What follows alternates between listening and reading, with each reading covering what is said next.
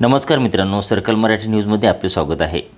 भारतीय चित्रपटसृष्टीत वास्तववादी चित्रपट निर्मितीचे समांतर प्रवास आणणारे पितामह म्हणून प्रख्यात दिग्दर्शक श्याम बेनेगल अजरामर राहतील अशा भावना व्यक्त करत मुख्यमंत्री देवेंद्र फडणवीस यांनी ज्येष्ठ दिग्दर्शक पद्मभूषण श्याम बेनेगल यांना श्रद्धांजली अर्पण केली। सृष्टीमध्ये अत्यंत आदराने घेतलं जाणारं नाव आहे समांतर सिनेमा। हा विषय त्यांच्यामुळे उदयास आला आणि ज्या प्रकारची क्रिएटिव्हिटी ही त्यांनी आपल्या सिनेमाच्या माध्यमातून आणली, मला असं वाटतं की त्यामुळेच त्यांचं नाव हे अजरामर झालेलं आहे। आपला जो सर्वोच्च पुरस्कार आहे दादासाहेब फाळके पुरस्कार, तो त्यांना मिळाला।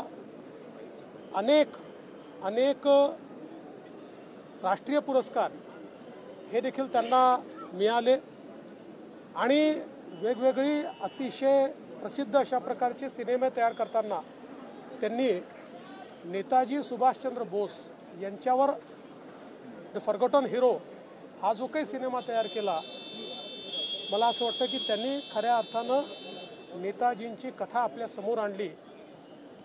आपल्याला माहिती आहे की मंथन असेल किंवा एक मोठी यादी आपल्याला या ठिकाणी वाचता येईल की ज्या सिनेमांनी समाजाचं चित्र समोर आणलं आणि एक वेगळेपण आपल्या समोर आणलं। अशा प्रकारचं एक अतिशय प्रसिद्ध विचारवंत अशा प्रकारचं एक दिग्दर्शक त्यांच्या रूपाने ते आपल्यातून निघून गेले आहेत।